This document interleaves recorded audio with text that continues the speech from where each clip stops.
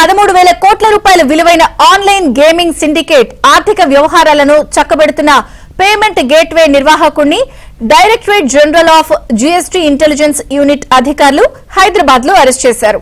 పలు సంస్థలకు fraud detection, customer verification, digital KYC సేవలను అందిస్తున్న అట్సమ్ advisory service director Pankaj Kumar ను ఆన్లైన్ గేమింగ్ కేసుల విచారణలో భాగంగా అరెస్ట్ చేసినట్లు అధికారులు తెలిపారు.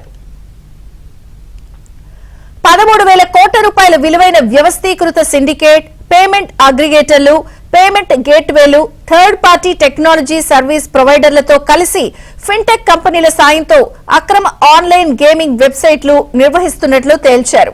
ఈ సిండికేట్ లో పంకజ్ కీలక సూత్రధారుల్లో ఒకరుగా గుర్తించారు. ఆర్బీఐ నియంత్రణలో ఉండే పేమెంట్ గేట్వేలు, బ్యాంకింగ్ యూజ్ పేమెంట్ అగ్రిగేటర్ల తరపున వ్యాపారులు, షెల్ కంపెనీలకు మోసపూరితమైన కేవైసీ వెరిఫికేషన్ చేయడంతో పంకజ్ కుమార్ సహకరించినట్లు విచారణలో తేలింది.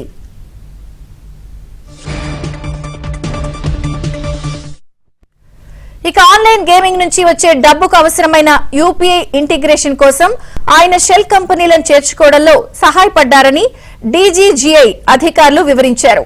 ఆన్లైన్ గేమింగ్ సిండికేట్ ద్వారా లభించిన అక్రమ ఆదాయాన్ని పొందిన లబ్దిదారుల్లో పంకజ్ ఒకరని పేర్కొన్నారు. కుట్రలోని సూత్రధారుల్లో ఒక్కొక్కరిని అరెస్ట్ చేస్తున్నామని, ఇప్పటి వరకు 100 కోట్ల రూపాయల విలువైన బ్యాంకు ఖాతాలను స్తంభింపచేసినట్లు చెప్పారు.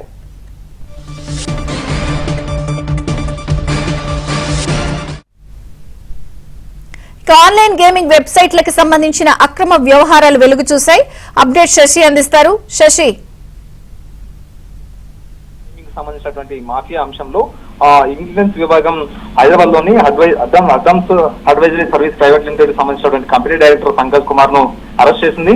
ఇదంతా జీఎస్టీ ఇంటెలిజెన్స్ విభాగంలో ప్రధానంగా ఈ దర్యాప్తులో భాగంగా సుమారుగా 13,000 కోట్ల విలువైన ఆన్లైన్ సంబంధించినటువంటి గేమింగ్ సిండికేట్ సంబంధించిన మోసం ఇదంతా కూడా. సో ఇందులో పంకజ్ కుమార్ కీలకంగా వ్యవహరించినట్టుగా ఇప్పటికే డీజీజీఐ గుర్తించింది. అందులో భాగంగానే పంకజ్ కుమార్ ను అరెస్ట్ చేసినట్టుగా కూడా తెలుస్తోంది. ప్రధానంగా ఈ షెల్ కంపెనీలకు నకిలీ కేవైసీలను సృష్టించడంతో పాటు ఈ చట్టవిరుద్ధంగా గేమింగ్ సంబంధించినటువంటి నిధులను మళ్లించడంలో ఇతను కీలకమైనటువంటి పాత్ర పోషించినట్టుగా ఇప్పటికే డీజీజీఐ గుర్తించింది. అందుకు సంబంధించినటువంటి కీలకమైనటువంటి సాక్ష్యాధారాలు సేకరించడంతో పంకజ్ కుమార్ ను అరెస్ట్ చేసినట్టుగా తెలుస్తోంది. ప్రధానంగా ఫేక్ కేవైసీలతో షెల్ కంపెనీలను ఏర్పాటు చేయడం, ఆ తర్వాత వాటిని ఆన్ బోర్డింగ్ చేసినట్లుగా కూడా ఇప్పటికే జీఎస్టీ ఇంటెలిజెన్స్ విభాగం అధికారుల నుంచి సమాచారం తీసుకుని అందుకు అనుగుణంగానే అతను అరెస్ట్ చేసినట్టుగా తెలుస్తుంది. ప్రధానంగా పేమెంట్ అగ్రిగేటర్లతో పాటు పేమెంట్ గేట్వేలు, ఈ ఫిన్టెక్ సంబంధించినటువంటి సంస్థల పాత్ర ఎంత ఉంది ఈ నిధుల మళ్లింపు అంశాల మీద కూడా ప్రధానంగా ఇప్పటికీ డీజీజీఐ ఫోకస్ చేస్తుంది. అందుకు అనుగుణంగానే వివరాలను కూడా ఆరా తీస్తున్నటువంటి సందర్భం. ప్రధానంగా యూపీఐ ఇంటిగ్రేషన్ ద్వారా ఈ అక్రమంగా డబ్బు మళ్లించడానికి లేకపోతే నిధులు ట్రాన్స్ఫర్ చేయడానికి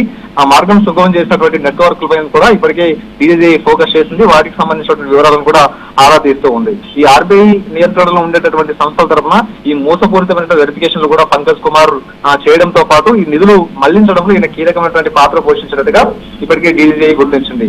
ఈ వచ్చినటువంటి లాభాల్లో పంకజ్ కుమార్ కూడా లాభాలు తీసుకున్నట్టు, తర్వాత దీంట్లో ఈ క్రైమ్ లో ఈయన కూడా పాల్పంచుకున్నట్టుగా కూడా డీజీజీఐ గుర్తించడంతో సుమారుగా 100 కోట్ల బ్యాంకు ఖాతాలను కూడా ఇప్పటికీ డీజీజీఐ బ్రాంచ్ చేసింది. సో మొత్తానికి కీలకమైనటువంటి మాస్టర్ మైండ్ లో ఇప్పటికే అరెస్ట్ చేస్తూ ఉంది డీజీజీఐ. మొత్తానికి ఈ కేసులో మరింత దర్యాప్తును కూడా వేగవంతం చేసింది. థాంక్యూ శశి.